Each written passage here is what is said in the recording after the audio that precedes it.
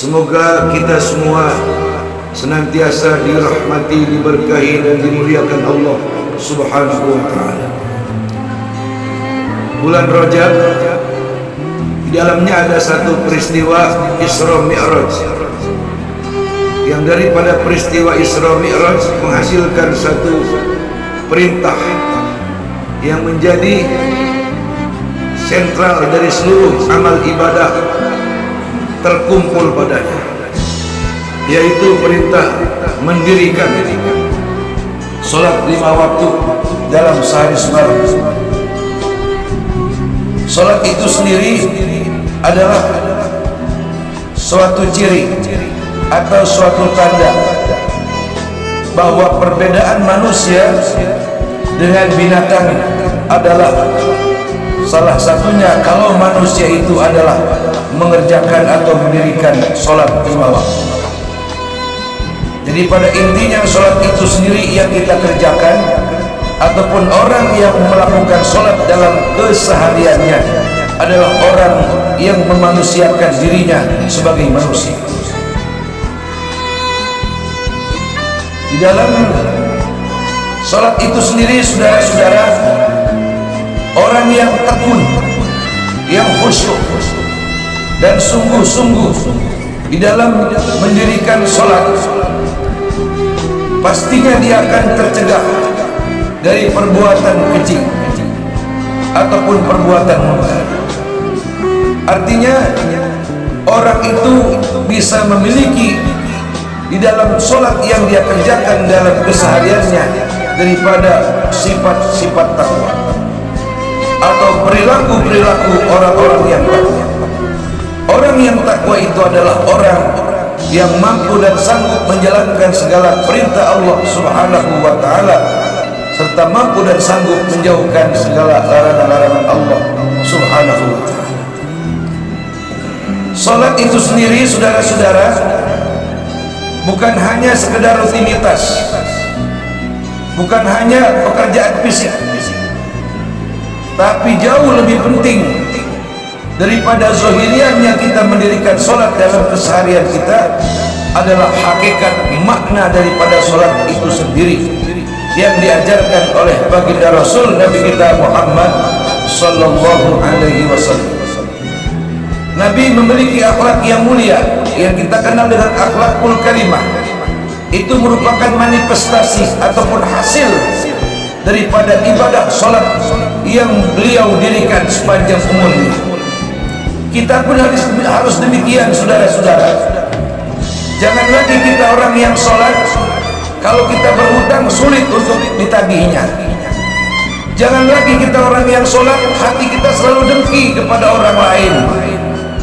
Jangan lagi kita melakukan orang yang sholat, tapi sombong masih bersemayam dalam dada kita. Jangan lagi kita orang yang sholat mengerjakan hal-hal yang membuat hati orang menjadi marah kepada kita, apakah itu pembicaraan kita ataupun perilaku kita. Ini yang harus kita pikirkan, ini yang harus kita renungkan, bahwa berapa banyak orang-orang yang mendirikan sholat 5 waktu, tapi akhlak dan perbuatan mereka jauh daripada hikmah ataupun hakikat daripada makna sholat yang diajarkan oleh baginda Rasul Nabi Muhammad sallallahu alaihi wasallam.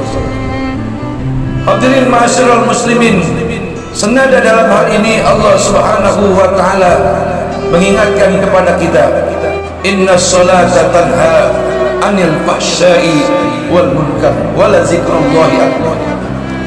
Dirikan olehmu wahai hamba-hambaku akan salat 5 waktu.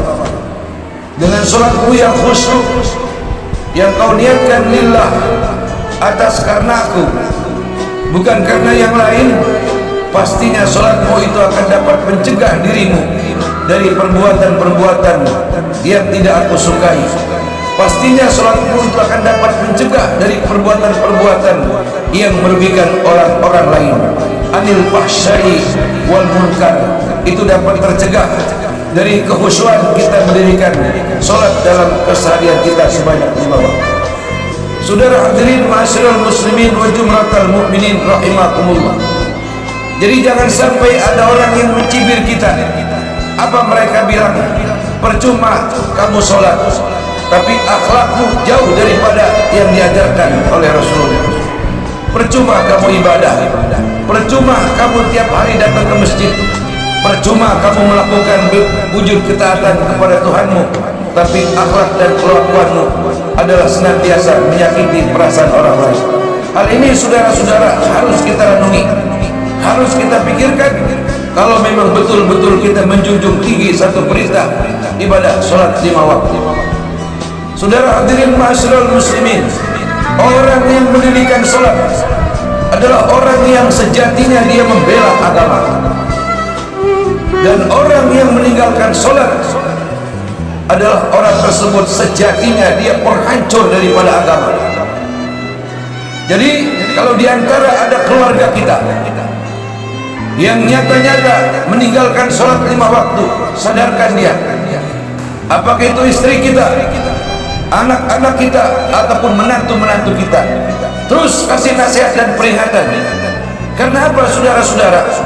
Dalam satu rumah ada salah satu yang tidak mendirikan sholat, maka orang yang tidak mendirikan sholat alias ingkar kepada Allah Subhanahu wa ta'ala dalam kesehariannya, dia keluar masuk rumah kita, yang dia bawa masuk dalam rumah kita adalah iblis, setan, ataupun makhluk-makhluk yang tidak membawa keberkahan pada rumah kita.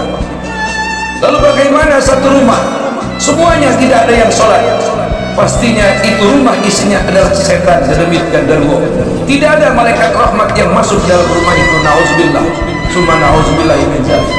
Makanya saudara-saudara berbahagialah, beruntunglah kalau kita sebagai suami, kemudian istri kita, anak kita, menantu kita, ataupun orang yang tinggal di rumah itu semuanya menjunjung tinggi perintah sholat. Pastinya keluarga itu akan digadang-gadang menjadi keluarga yang insyaallah sakinah, mawaddah, warahmah, soleh dan solehah, dan senantiasa penuh berkah. Kenapa? Karena malaikatur rahmah ada pada rumah itu yang senantiasa mendoakan bagi para penghuninya. Berikut pula bangsa jin muslim ataupun muslimah yang ada di rumah itu karena suka, cinta dan senang kepada orang-orang yang menghambakan dirinya kepada Allah Subhanahu wa ta'ala. As-salatu imaduddin, faman aqamaha faqad aqamaddin, wa man tarakaha faqad hadamaddin. Nabi sabdakan, orang yang mendirikan salat dia sungguh telah menegakkan syiar-syiar agama, dan orang yang meninggalkan salat dengan sengaja berarti dia telah menghancurkan dan merubuhkan kejayaan dan keagungan daripada Islam itu sendiri.